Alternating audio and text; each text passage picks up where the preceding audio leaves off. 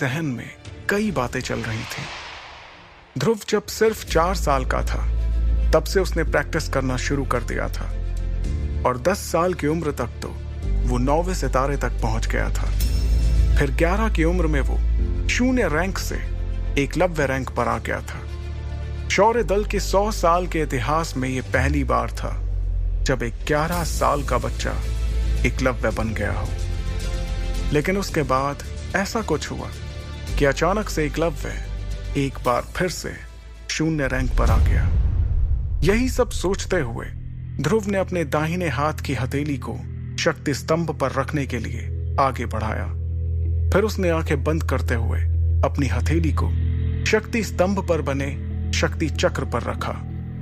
कुछ देर सन्नाटे के बाद ध्रुव के कानों में एक आवाज गूंजी, तीसरा सितारा, शक्ति और भी कम। इस बार भी ध्रुव का सबसे निराशाजनक प्रदर्शन।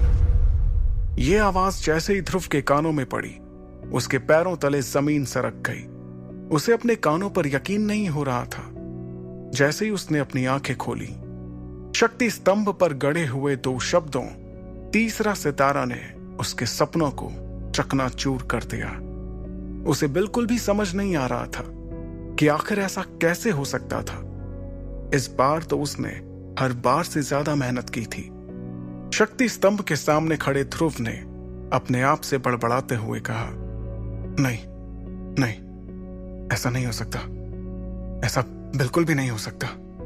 खुद से नाराज ध्रुव ने दोबारा 2 से 3 बार अपनी हथेली को शक्ति स्तंभ पर रखकर देखा, लेकिन हर बार उसे अपनी आंखों के सामने वही सितारा दिखाई दे रहा था जिसने पिछले 3 सालों से उसकी रातों की नींद छीन रखी थी।